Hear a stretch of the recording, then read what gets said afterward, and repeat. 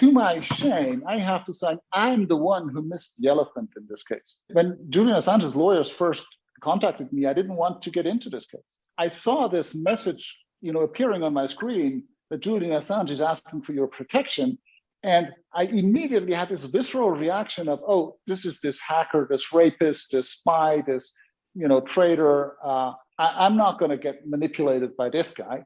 And I kind of just dropped that message. I didn't even get into this case. And so they had to come back 3 months later, and that was just a few weeks before he was expelled from the embassy, and say, look, we really have clear indications that he might be expelled from the embassy soon, and that would mean that he would be extradited to the US, where he might be facing an unfair trial and human rights violations. And they sent me a couple of pieces of evidence. And I started to look at these. And the deeper I got into this case, the more contradictions appeared. And I realized that there was really nothing to back up this narrative about the rapist and narcissist, the traitor and all of this, but that this really had been created, this narrative, intentionally to divert attention from what this case is really about. Because it's not about Assange and whether he feeds his cat or whether he skateboards in the embassy or all these kinds of, frankly, nonsense.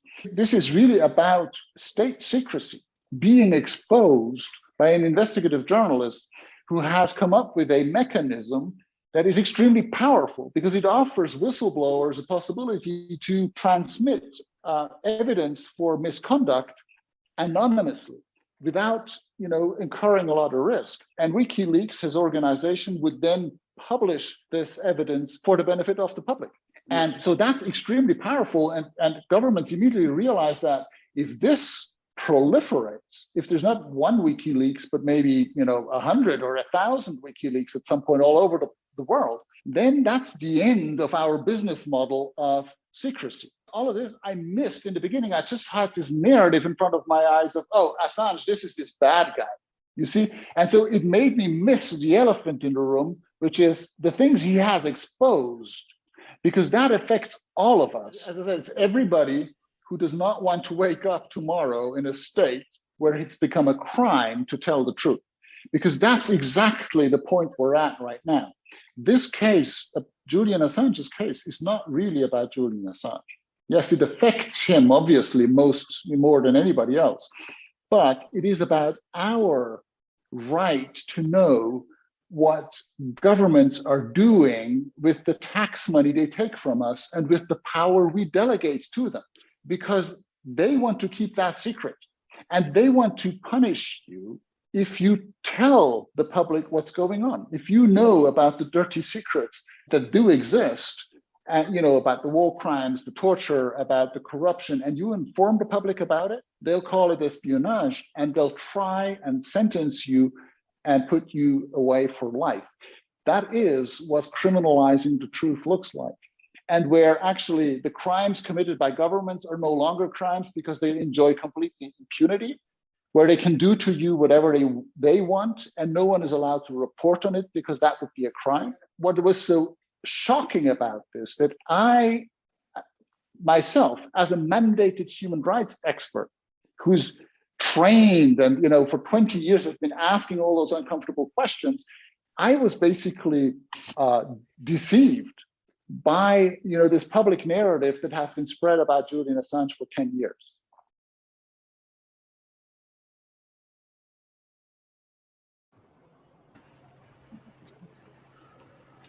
So, hello everyone.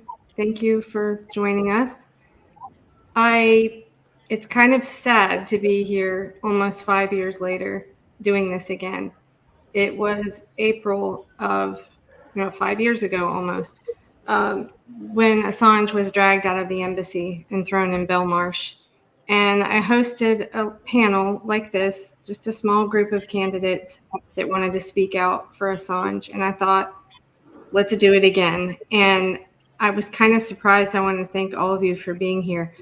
I was a little surprised that there was still so much misunderstanding and just not knowing about the case. And, as Nils Meltzer said there, it happened to him too. He believed the narratives, and it's the way the story has been, not covered in the media, or when it's covered, it's misinformation. So this today really is just for all of the candidates here to, have the floor and say whatever you would like to say in support of Assange, in support of freedom of the press. And I have several clips prepared. That clip, by the way, was from Assange Countdown to Freedom with Randy Credico, which is a show I've been working on for about 4 years now. And Randy is just a tireless activist. I have to hand it to him. He never quits. And so I have to give him a shout out. And all these clips, except I believe one I've got is a clip of Assange in the embassy speaking with Afshin Rattansi, who's a journalist, former BBC journalist. So really, this is, I'll just let you, whoever wants to go first. I think, Diane, did you have limited time? Did you want to go first? Sure. And then if I've got a clip that's related to what you're talking about, I might throw it in, but please go right ahead. Okay. Well, all of us as candidates, obviously, this is extremely important because one of the things which was being exposed was the fraud in the U.S. elections. And I have to say, I'm still a little bit perplexed about how the Espionage Act can apply to someone who's not a U.S. citizen. But at any rate, maybe someone else can explain that, or maybe you have to be insane to understand it. I'm not sure. But remember, what was revealed in Hillary Clinton's emails was that she had stolen or intended to steal the Democratic nomination from Bernie Sanders. That's horrific. Whoever becomes...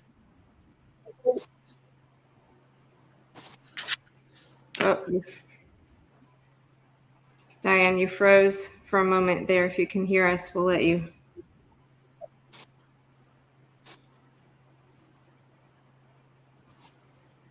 Okay, well, while Diane comes back, hopefully, I will play a 50-second clip from Ben Weisner, ACLU, addressing this about Assange not being a U.S. citizen. Hopefully, Diane can get her internet back. It happens.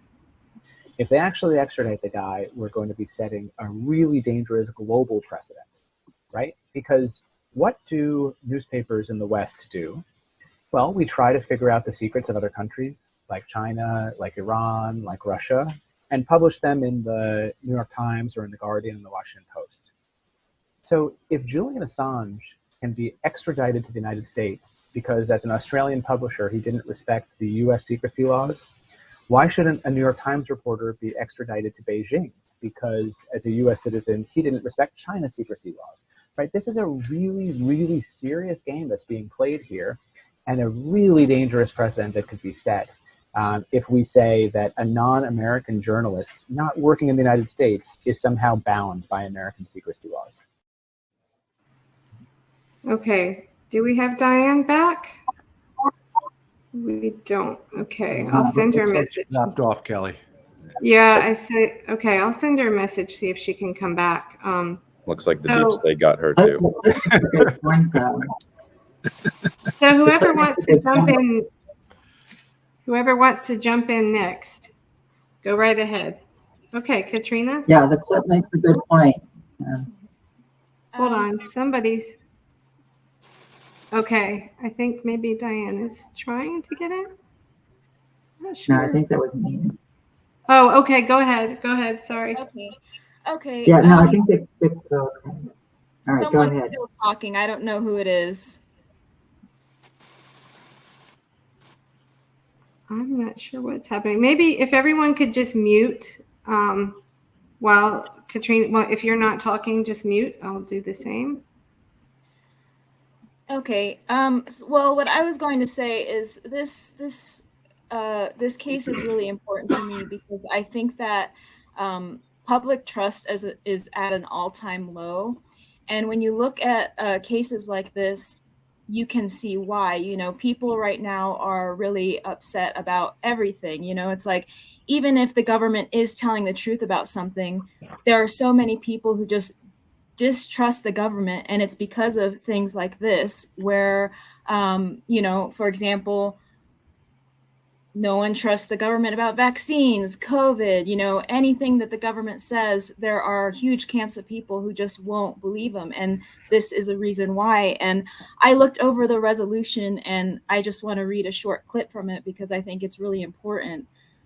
So whereas the disclosure of this information promoted public transparency through the exposure of hiring of child prostitutes by Defense Department contractors, friendly fire incidents, human rights abuses, civilian killings, and the United States use of psychological warfare. So when you punish someone who's revealing these really extreme truths to the public, and that person gets punished and silenced, that is horrible, and you wonder why the public trust is so low and, why everyone hates government. And so I really, really think that this is really important to fix so that we can start building public trust. And I think that this would be a huge step for the government, to take to start to reestablish some trust and some decency in how we are dealing with the public, transparency, and just everything in that camp. So that's just something that I find really important about this, because there's really no point in us candidates moving forward and trying to make the world, the United States, a better place if no one is even going to trust us. And it's things like this that make things hard for us, because no one's going to trust anyone when, the government is making decisions like punishing this person for telling the truth. So.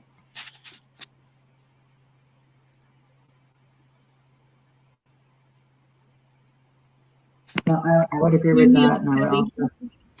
Sorry, I do it too. Okay, Diane, go ahead. Okay, could anything I said be heard before? This is so bizarre.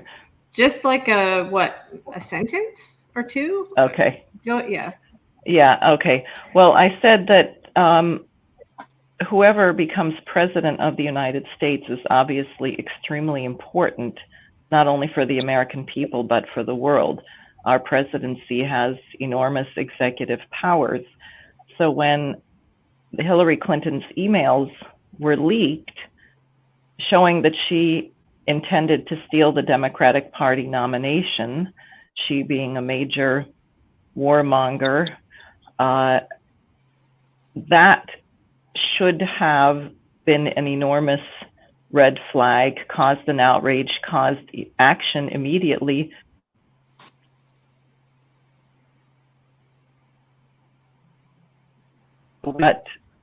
And the fact that whenever it seemingly at question somehow got lost in the shuffle. And I think this is particularly important now this year. We have another presidential election coming up. The world is on fire. We have war and genocide everywhere. And so I think the point of Assange, I agree with what was said earlier. It's also to instill fear. You're not supposed to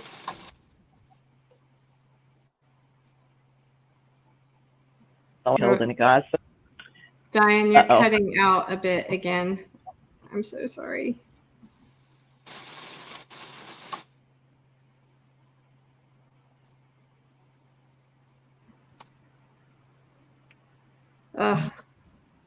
Diane, I'm sorry. I think your internet is too spotty.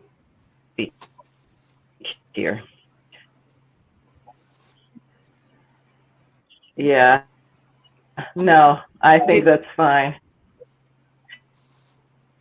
I mean, if I can do anything about it and come back. Okay, great. Thank you. You might also want to try joining without video, because that might be enough bandwidth wherever you are if you just have audio. Good thinking. Okay. Who would like to jump in next? Hi. So I just want to follow up with Katrina. And I've just recently, maybe like 2 years ago, learned about Assange. So it's like not really in the mainstream media. But I just want to say, like, we're focusing on punishing the journalists doing their job, and we're treating them like they're on the top 10 FBI most wanted list, but we're not acknowledging the fact, and our government's not acknowledging the fact, the serious war crimes and the serious international crimes that they've committed. And it does happen in the US, where we're all collateral damage as well as, overseas, and people are just numbers. It is what it is for their corporate greed. And we need independent journalists. We do need journalists to expose these crimes. And his case made me think of the leaked Pentagon files that happened last year or 2 years ago. Can't really remember the time. But they didn't go after the top people that handled those files inappropriately. They just went after the small soldier that released the files to the public. So we just keep having these fall guys, and nobody really at top or held accountable for the crimes that they're committing. So that's all I want to say. Well, the irony is, Yeah, and Christina, where are you and who are you with? Or Green Party U.S. Senate candidate in New Jersey, running for the 2024 election. Okay.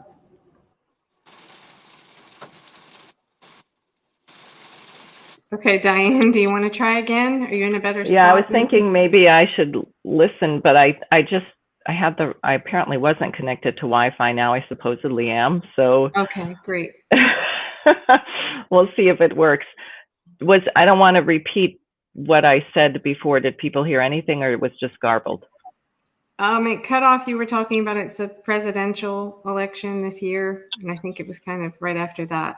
So okay, so I made the point. I mean, no one ever said that Hillary Clinton's emails were a lie, but nothing was done to remedy it. And I think with all whistleblowers, their hope is that if the truth comes out, something will be done to address the problem.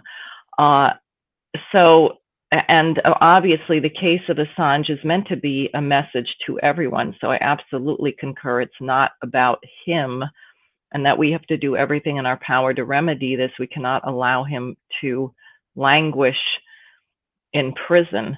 I would also say this whole business of the media, Ramsey Clark, the former U.S. Attorney General, took the case of LaRouche, who I worked with for 35 years, because he said he had never seen in his life this amazing collusion between the news media, the Department of Justice, the FBI, which has a chilling effect because, as the lawyer at the beginning said, well, if you call someone a right-wing extremist, left-wing extremist, fascist, whatever, then people say, well, maybe that case was unjust, but really they're a bad person anyway, and you don't look farther into it.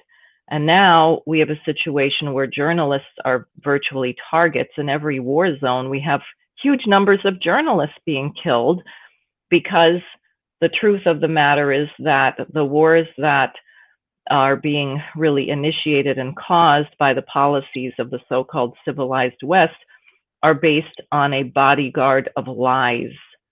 And they depend on continuing the lies to keep the support of the population behind the wars. If people realized what was going on the ground, they might lose the support. People might not be so enthusiastic about supporting that.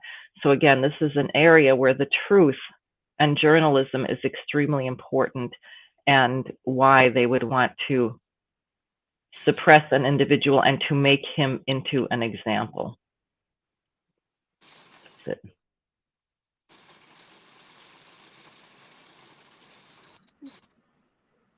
okay, I think we have Bianca trying to get back in. Let's see how this. And Diane, I Googled you. It looks like you're running for a Senate in New York as an independent. Is that correct?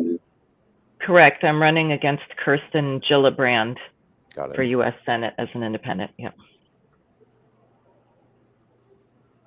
Okay. Anyone want to go jump in next?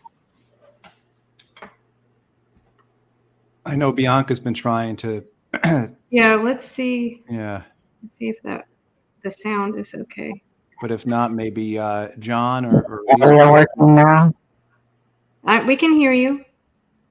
Okay, great. Well, somebody else should talk because I've been out for like 30 seconds or so I'm not. Okay, that's okay. I was just thinking maybe I could address some of the things that I heard as I was reaching out to candidates and kind of things that I hear often. People say, oh, I don't think that Manning should have leaked that information. And I think one of the things I learned working on Assange Countdown to Freedom is with every whistleblower, it seemed that they did try to go through proper channels. I know John Kiriakou is one. I think Daniel Hale. I mean, so many of them. And so I think the general public doesn't understand that in most, every case I know of, it was not like they just did it like, without thinking about it. They had tried to go through proper channels. So I don't know, Matt, maybe you want to speak on that a little bit. I mean, being in the military before, what are your thoughts on that? Well, I think, hey everyone, I'm Matt Ho. I ran last cycle with the Green Party for the Senate in North Carolina, but I've been involved with Assange advocacy and action for quite a long time now, since 2010, I guess. I think what you said, Kelley, is exactly right, is this idea that most whistleblowers, not all, but most, try to go through the official channels. They try and go to the inspector generals. They try and talk to their bosses. They try and fill out the various forms that are available through the executive branch to be classified as a whistleblower. And most of the time, they are hurt by that. And examples are made of them. And so quite famously, I think the best example of that is what Ed Snowden said about his own revelations and how he knew if he continued to try and go through the official channels, quote unquote, which he did. Ed did try and go through various aspects of the NSA to address his concerns, that he would end up like Tom Drake. Chelsea Manning did the same thing too. Chelsea Manning, prior to going to WikiLeaks, didn't go through official channels, but tried to go through the mainstream media. She sent her information to the New York Times and to the Washington Post and was rebuffed. And so Daniel Hale, who is in prison now for the leaks he made regarding our drone assassination program, what he said was he didn't bother to go through any of those because he knew exactly what would happen. He could look and he could see what had happened to Tom Drake, to Ed Snowden, to Chelsea Manning, and of course to Julian Assange. And so I think that's an important thing. But what I think I'd like to hear from the candidates, if possible, has been kind of what has been your response as you've been campaigning, in terms of people talking about not just Julian Assange and WikiLeaks, but larger issues, press freedom issues, transparency issues, issues with domestic spying, warrantless wiretaps, those types of things. And because I think one of the great things about the way you all are running is you're willing to take on these issues, right? And you're willing to bring up these issues that otherwise in your races are not going to get brought up. Like Diane and Christine, I can guarantee in both the New York and New Jersey Senate races, there's going to be no questions about Julian and WikiLeaks, the First Amendment, the Patriot Act, the FISA program, all those types of things. So I'll throw it back to you all. Yeah, those are great points. I can't tell you, we don't have enough hours in the day to begin talking about how corrupt the media is here, especially in San Francisco. We've been trying to point out certain things that they've been doing for a long time. The first thing that really bothers us is candidate seating, especially for people who aren't even running for office. As people might know, I'm taking on Nancy Pelosi. This is the second time we're doing it. After I brought her down from Speaker of the House to just regular Congresswoman, now we're going to finish the job. But we've seen a number of issues. There's the Ninth Circuit ruling that we've all worked really hard for. They had the city attorney speaking for 15 minutes, and then the only opposition response was a 2-minute response from some random homeless guy on the street. There's the Dodge leaks, which were engineered to fall upon, when Nancy Pelosi was campaigning for an anti-pro-choice Democrat in Texas named Henry Cuellar. That got blocked out pretty good. There's a lot of things that we've seen out here that we've tried to call attention to that's been bothering us for a long time. I don't think it's just as simple as Edward Snowden. There's much larger issues too. Politics. The media has been in bed with politicians in power for far too long. I think there was a book written about it too, just recently. It had a cute title. God, I can't recall it. It was on OAN a bunch of times. But it's a long-standing problem, and it really needs to stop. We really need to have, what do they call it, the fourth or fifth estate? Back to where it needs to be, to calling out the people in power and not just cozying up to them, or just a bunch of people trying to get their hedge themselves into a reality TV show at some point. We need them to be the sentinels of truth in our society. So I would love to play an Ellsberg clip here, and I know Matt, you won't mind that. You got to know Ellsberg personally. So I actually have two here. One is about the, I guess, obligation to report torture and war crimes in the military.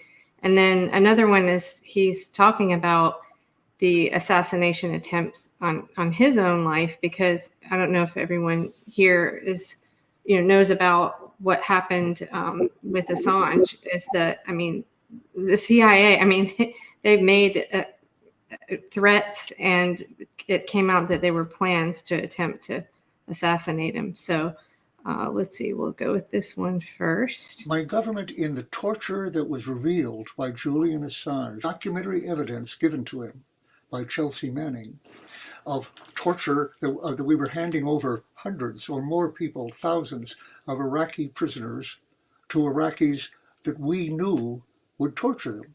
And as Nils notes, the international law on that, that is as great a crime, that is as criminal as torturing yourself. Failing to investigate, failing to take actions to prevent torture being carried out is criminal, just as torture is. And in this case, as Nils knows better than anyone, it's as criminal as anything can be, since it is against international law, as he said, jus cogens, meaning that cannot be justified by any legislation.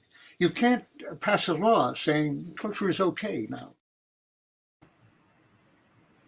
So again, I just want to say, that I kept hearing over and over again that people just didn't agree with Manning leaking things. But, if you see wrongdoing and you try to go through the right channels and nothing happens, then what are your options?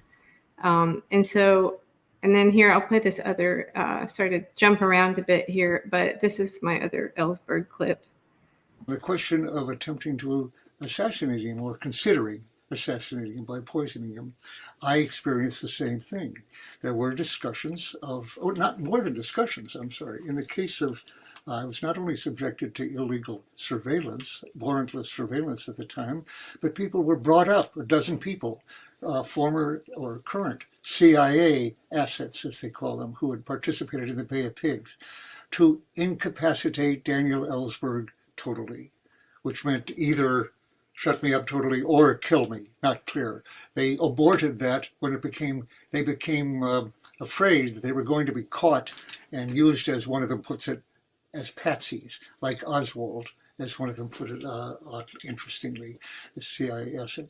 So when those things came out, the charges against me were dropped, and they figured in the impeachment trial of Richard Nixon.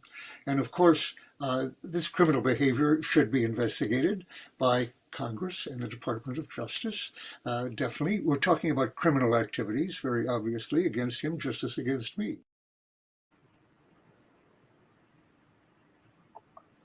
Matt, do you want to say anything about Ellsberg?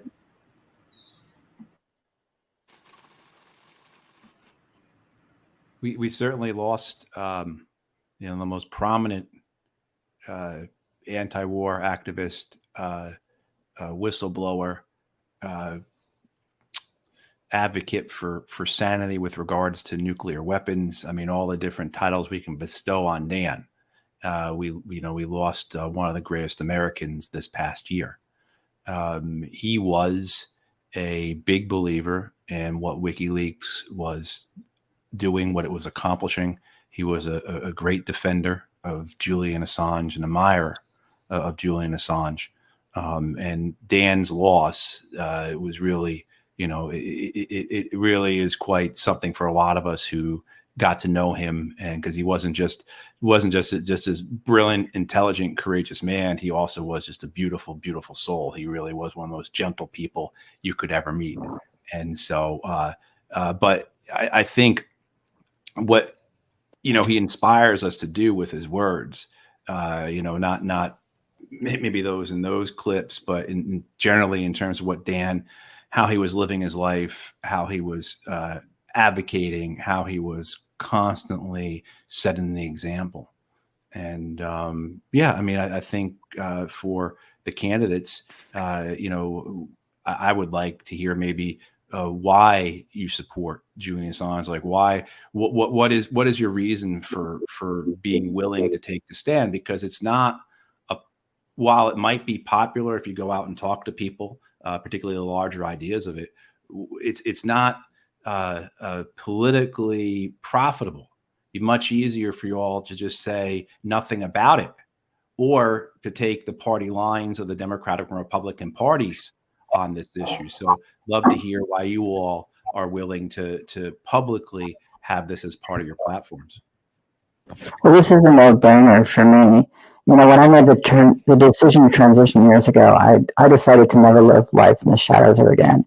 And that meant being honest in every aspect of my life. I'm a direct descendant of Augustine and Martha Ball Washington, and I find any infringement on the First Amendment an abomination to democracy. The price of freedom is vigilance. And we need men like Assange and even Edward Snowden. I think the guy should get the Congressional Medal of Honor. They should bring that guy back home. He's a true patriot. He's doing exactly what we encourage people to do. Blow the whistle. How many whistleblower programs do we have at the state and federal level in the United States? These things should be applauded. This is, these kinds of the programs that gentleman was just talking about is classic overreach of the Five Eyes. I believe it was the National Security Act of 1947 that created the modern intelligence community.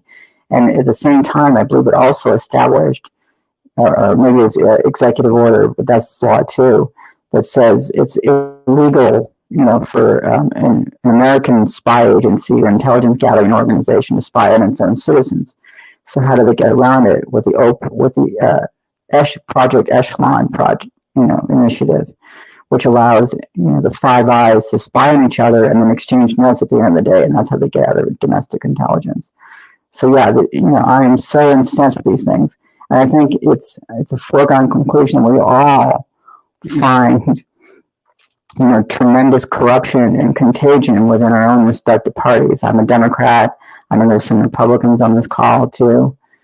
We're all just fed up. The American public is fed up with it, and it has to stop. It simply has to stop. It's not sustainable. So, and the first step is to not only champion these heroes, but listen to what they have to say. And that's how I feel about it.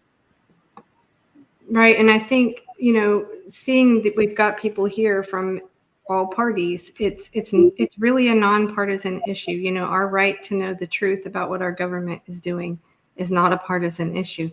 But on that note, let's hear from, let's say, Joe or John. Either of you want to jump in and say, I have a question, when you talk to people in your community, or do you hear people talking about Assange at all? What response do you get if you talk about it, or do you find people are just not in the know on the topic? Who wants to go? I'll go ahead. I'm McBride. Oh, hi. I'm in the California 9th District. Can you hear me okay? Okay. So, Good. I'm a constitutional conservative. I'm running as Republican. And what Julian is being, in essence, crucified for is what our press should be doing all the time. We have the First Amendment, freedom of the press. Specifically, the press was designed to be a watchdog. And unfortunately, today, the press is more of a propaganda machine, and anything that, in essence, the government doesn't agree with is labeled misinformation. And the press should be digging for the truth. And I'm not saying I know the truth. I'm just saying the press should be digging for the truth. And that's something that's not happening today. Now, as far as out with voters, voters are very naive on this issue with Julian Assange. If I didn't follow it myself, I don't think I've talked to anybody here that knows about it. And that in itself is sad. If, and that's a big if, Julian has committed a crime, without a doubt, he has already paid the price with, in essence, imprisonment, because he was, in the embassy to protect his life, but in essence, in prison. And so I think he's paid a price, and we have no business extraditing him, because if he's committed a crime, he's paid the price already.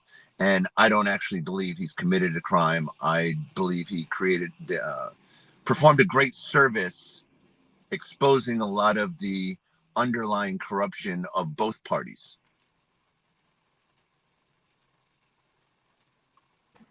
Yeah, absolutely. I wonder if you guys have any ideas about how to better talk to people, like when you're campaigning. Like, does anyone have any great ideas on how to do that? I mean, I guess dispelling the myths is a good start, but anyone got an idea on that one? Lisa, do you want to go? Yeah, I find that a lot of the people that want to get their message, especially like when they're talking nonsense, they will talk over you, they will not listen. And my advice to people is, call them out, say, are you done? Do I get a word in edgewise? Because if I'm going just to tell you what I want to say so that you forget what you're going to say, you're not going to think about what I'm saying, and I'm just, my father was telling me down in Virginia, he says, oh, I knew this guy who's, a huge Republican supporter, and he wouldn't shut up. And he said, I didn't get an word in edgewise. I didn't get to say what I agreed with. I didn't get to fact check them. And they go and they just, start talking and expect nobody to say, you have 2 ears and one mouth. And if you want to learn something, you have to be quiet and listen and hear the other side and hear logic and sense and listen, and this, and also in today's society, we have to learn not to repeat things that we don't know are true. And it's scary because you have that really good sources. I had a story of somebody who was online who said, you can cough into a bag and you don't have COVID. And I said, did you really send that? Because this is like nonsense. And she said, yeah, but I heard it from a reputable source, my aunt.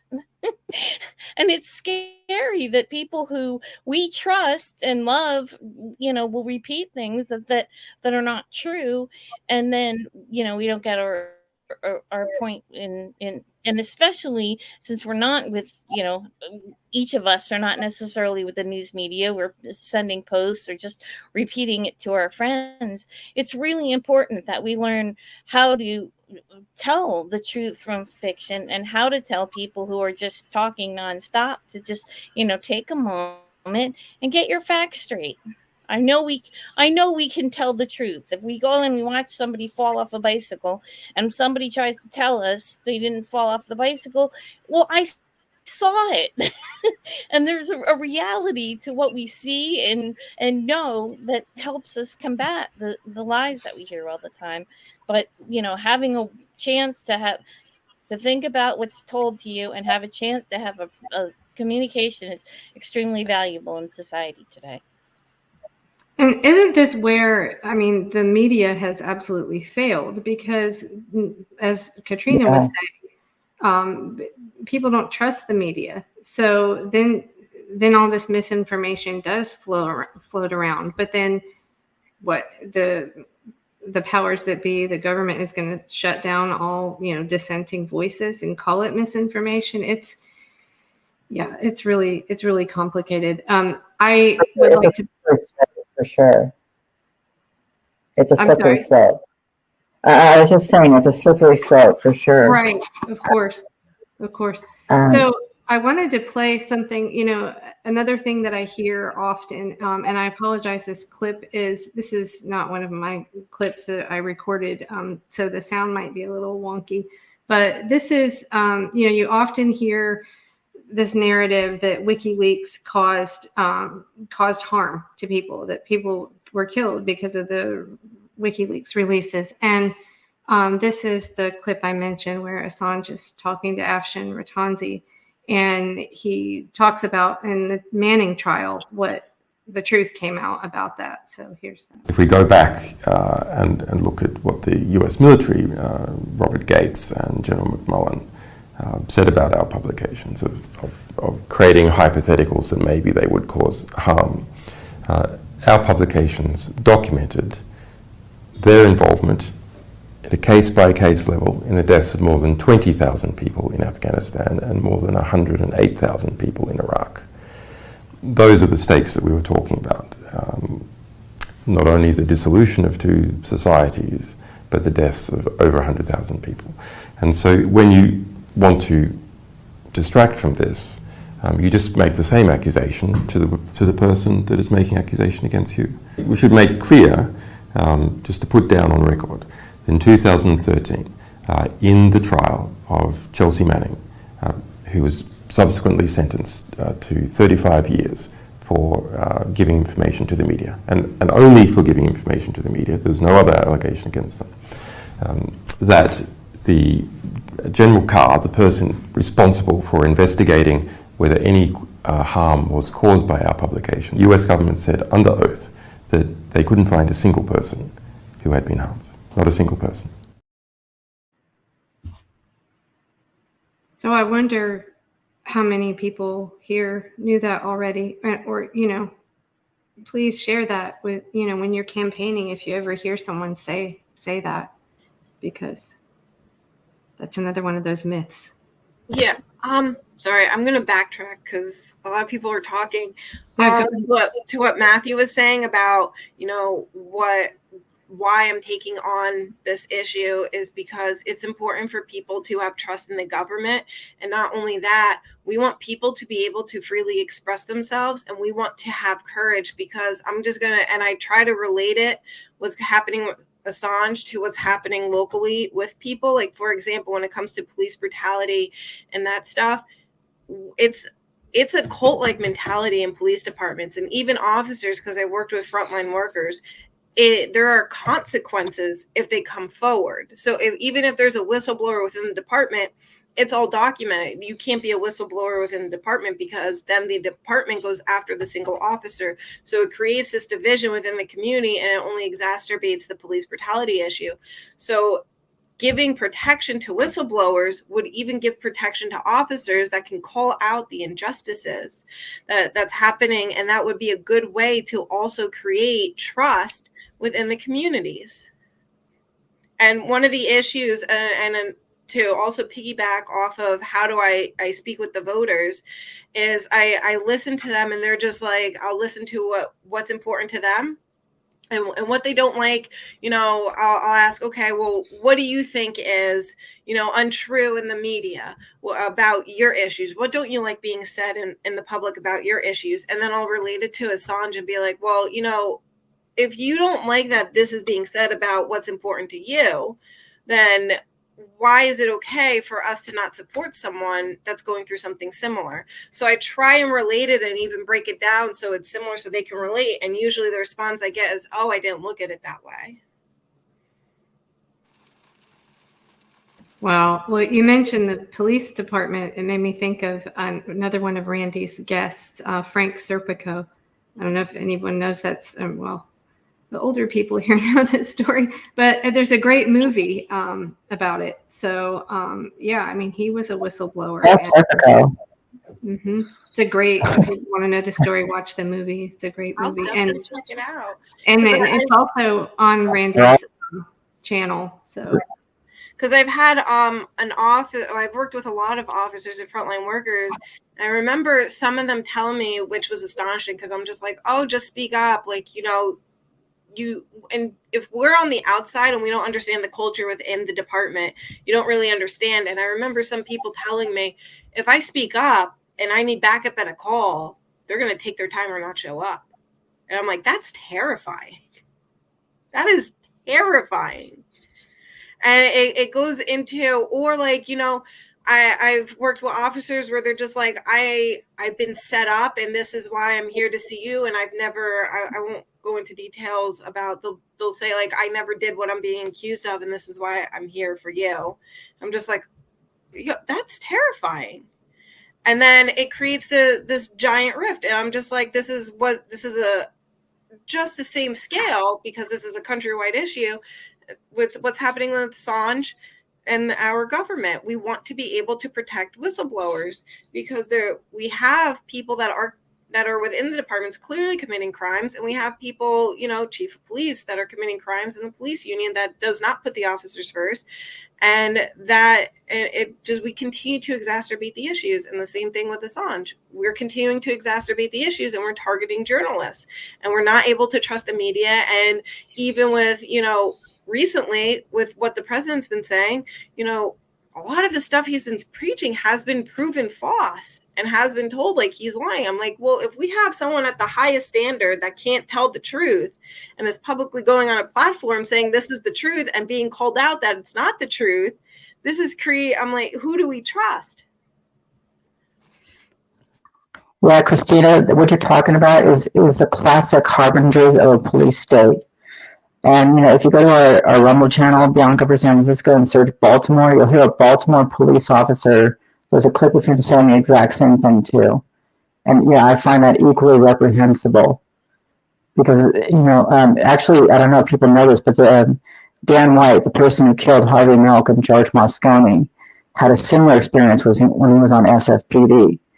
You know, he was kind of a Boy Scout, and he turned in some corrupt San Francisco police officers and was essentially forced out.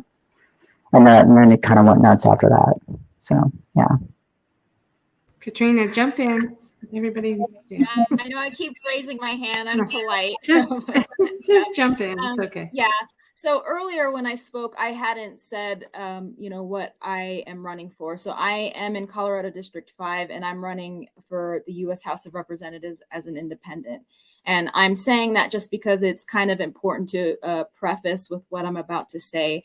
I'm somewhat responding to Kelley's question about, you know, how are the people we're campaigning with, you know, how do they respond to this issue? You know, what is the connection there? And what I would say is, I think people in my state and my district are pretty savvy. And one of the issues that is kind of a big deal right now is censorship in general. And I don't know if any of you are paying attention, but for example, and again, I'm just going to say this factually. I don't really have an allegiance to any party, and I never have. But, you know, the Democratic Party has pretty much silenced any candidate that isn't Joe Biden. And for example, with Robert F. Kennedy Jr., they made it pretty much impossible for him to run as a Democrat. So, you know, he had to run as an independent. And so this is censorship, and it's wrong because it just is. And so censorship and First Amendment rights is really important to people in my area. And I see the case with Assange as connected to that. And I also work with people victims and survivors of horrible crimes. And it's the same thing, where they're going through the proper channels. They're going to FBI, they're going to their local police, and they're not getting anywhere. And so from my personal work with some of these people trying to get justice, we see that it is almost impossible to get justice sometimes. So I can understand where, in this case, Julian Assange and WikiLeaks, where they were coming from with disclosing this information. And to answer an earlier question, I've always been a supporter of Julian Assange from the beginning. And I just think it's really important to, we have checks and balances in government, but if the checks and balances in government aren't working, journalists and citizens have a right to be the checks and balances outside of that, And so I believe that by Julian Assange and WikiLeaks disclosing these crimes, that was well within the rights of a healthy society, in my own opinion. These were things that were wrong. They were trying to be hidden. They shouldn't have been hidden. And so they were exposed. And so, like I said earlier, the fact that he's being punished for them, it's almost as if the government is projecting like, oh, we need to project onto him that he's the wrong one, even though we were the ones doing these horrible things. So hopefully that makes sense. But my point is, I think that people are a lot more savvy if you give them the benefit of the doubt and trust in their ability to see what's right and wrong. And in the censorship and silencing people for saying things that we don't like, it's just not really right. So I'm going to stop there, but that's the gist. Well, it is a classic. I mean, it's shooting the messenger is absolutely what it is. And it is projection. And you said something about, the moral about right and wrong, which reminds me of my clip.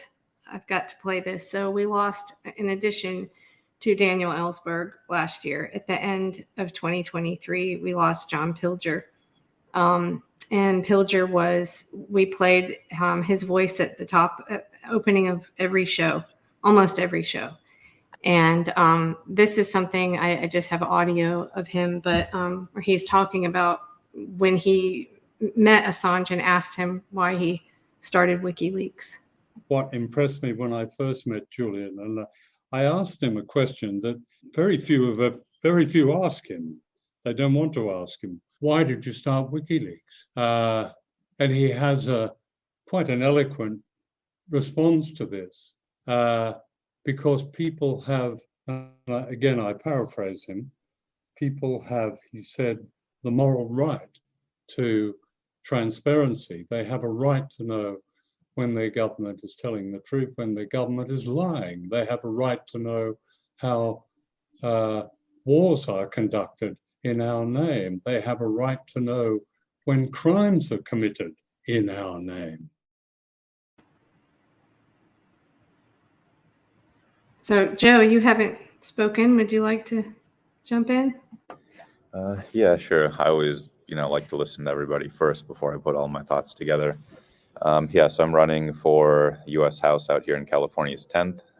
John, I think our districts actually meet each other. I think the very east side of my district is the west side of your district, so maybe we can connect. I'm not a Republican, though, but I'm also not a Democrat. So just in looking at any problem, I mean, obviously maintaining our freedom of speech and freedom of the press are top priorities. Otherwise, we begin to lose a democracy.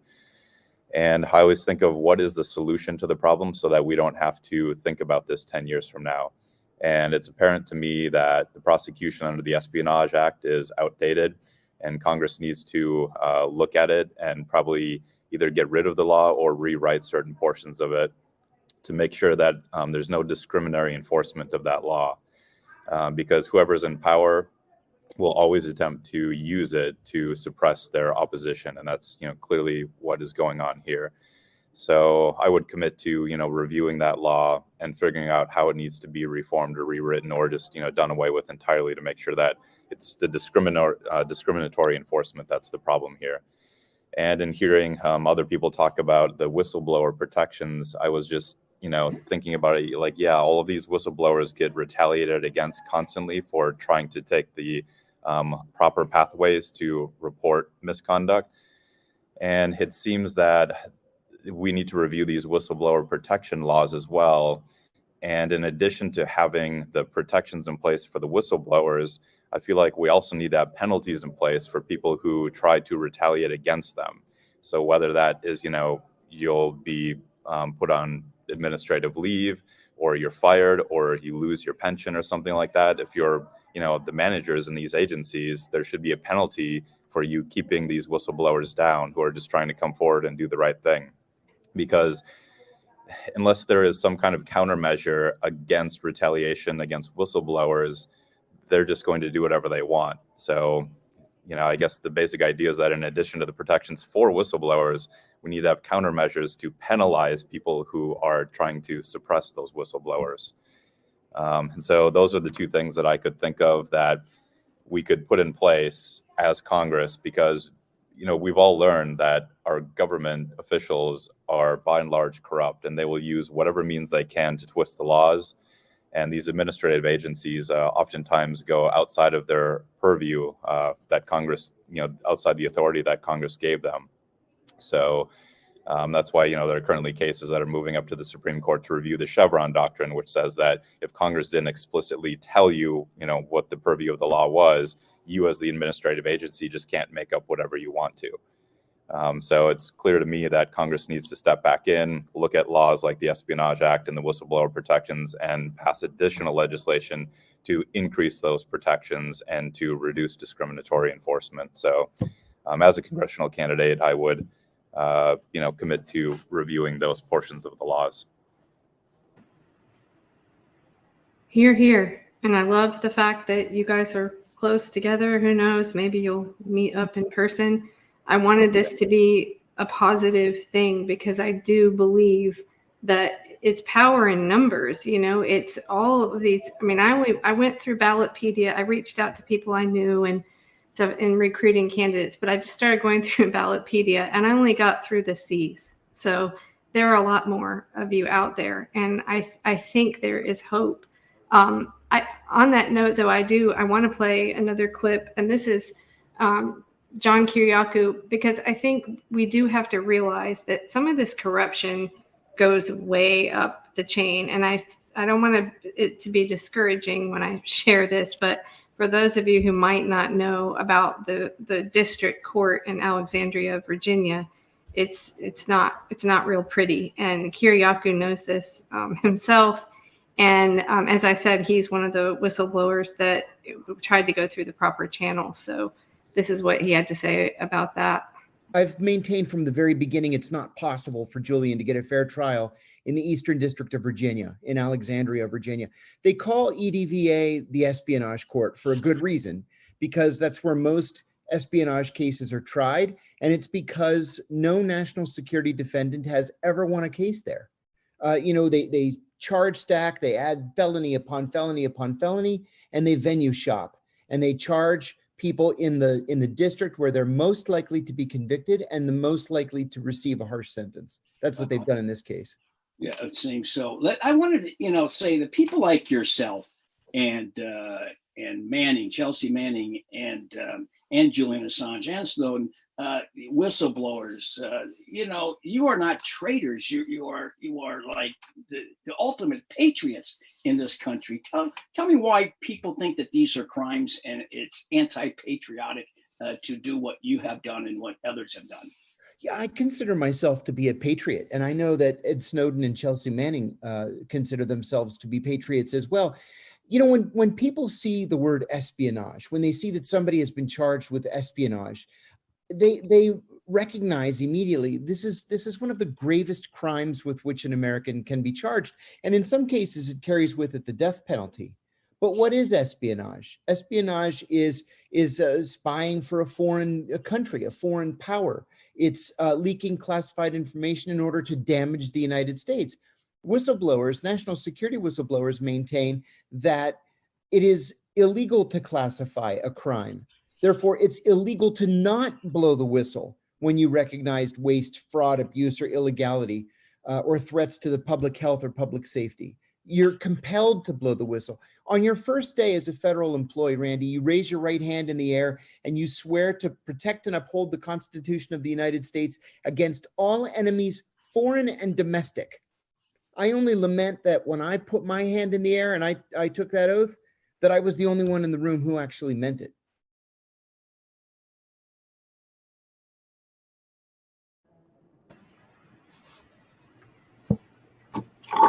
So I don't want to keep us too long. I think an hour is good. If anyone has any closing thoughts or comments, please go ahead. No, I agree with everything. Yes, go. I agree with everything. I agree with everything that Mary just said. I just could not agree more. Sometimes, what does the face of evil look like? Does it come at you with the swastika, or does it come at you with the rainbow flag, or some other form of peace? Or evil is seductive. It doesn't just come at you straight, and you have to be vigilant about it. And it takes, people, men of character. What was it Edmund Burke said? The only thing for the triumph of evil is for good men to do nothing. We're all trying to stand up against this in our society, in our communities. I'm seeing it in my own community. I'm looking straight down the barrel of it. And we have to fight this stuff. Otherwise, there's really nothing left. We have to stop these things. We have to stop a crooked media that's not doing their job. We have to stop crooked politicians that aren't doing their job. Political machines. It has to end. It really just has to end. There's so many millions of people suffering right now because these people aren't doing their jobs. Lisa, jump in. Yeah, I just want to thank everybody for running. I think that what you're doing here is really great, Kelley, and getting people and getting the word out and having people with integrity on and be able to talk to each other is really important. And building this team and having people in Congress that we can talk and trust and are not out for themselves is really important. So I just want to say thanks for everybody joining us tonight. I'm just glad you all agreed to come on. Some of you got a Facebook message from me, probably wondered who the heck I was and what this was about. So thank you for being here. And I want to see this spread. I want to see more candidates jump in and talk about this issue because it really isn't just about Assange. But anybody else want to?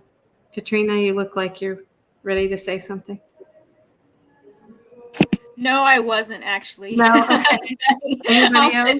Are we closing? I had to run out to check something in the oven. Something was burning. Sure. Yeah, I think we'll wrap it up. But yeah, all of you follow the people on social media, the Congress people that did stand up for House Resolution 934. And then there's also this letter. I didn't share it on screen, but if you go to McGovern.house.gov, I think it is there. You can find it or just Google it. But that was from November 3rd. And so all of these people, a lot of Democrats, most of the squad, Rand Paul, and a lot of the same people that were on House Resolution 934 signed this letter to Biden to encourage him, tell him to drop the charges. But then they haven't signed on to House resolution. So maybe we should put some pressure on them. But really I think just keep talking to people and maybe try to dispel some of these myths that are spread about Assange. Because when you realize that the reason is so that people won't look at it more closely, like Meltzer said. So if no one else has anything, I've got my outgoing clip here. Yeah, I have a couple more things. There are things we've done in the past, to penalize, bad journalists. The first thing we do is you email people on the Pulitzer board, and go to the website, look up who are the board members, and then get their email addresses, email them, about the name of the person, the offending reporter, their outlet, and ideally a link to what they did. If you don't know what the media is, if you don't have a clip of it, go on archive.org and you can search. Usually, most media outlets publish their things on archive.org. The second thing you can do is most of these reporters or on-air talent, quote unquote, are members of what's known as the National Academy of Television Arts and Sciences. That's NTSS. They're the people who do the Emmys for these people. And everybody likes to get these awards. You can encourage people that you know who are on this panel to basically be critical of these individuals and their stations. These are practical things that people can do from the comfort of their own home. Thanks. Anybody else? Matt, you want to say anything? I just want to thank everyone for running and for putting themselves out there. And that, as you all know, your campaigns can be a really fantastic educational tool. Most people have no idea about what Julian Assange has been through, what he's going through, the reasons behind it, and what it means for all of us, for our Constitution. Not to be exaggerative, but that's the reality of it. So what you have the ability to do in your campaigns to educate people, because that's what I've found in the last 14 years or so about, talking about WikiLeaks, is most people don't know about it, and what they think they know about it is wrong. And that includes journalists. The number of journalists I've talked to about this who have no idea that Julian Assange is a member of the Journalists Union in Australia. I mean, just as one example, they have no idea about the very basics of what's going on here, let alone the larger implications of it. So the ability for you to use your campaigns as educational tools to inform people is really, really fantastic. And so thank you so much for joining tonight, and thank you all for running, and thank you for supporting Julian, for WikiLeaks, as well as for free speech and the U.S. Constitution. So we started with Meltzer, and I'm going to go out with Meltzer. He actually wrote this song, composed this song, and sent it to Randy for the show. And it's a slideshow with, I feel terrible, I can't remember the artist's name, but it's if you go on Twitter, I think it's DeVito. The statues are entitled "Anything to Say," and they're of Snowden and Assange. And so anyway, that's my slideshow. So thank you all for being here, and let's spread this, get more candidates talking about it. Thank you.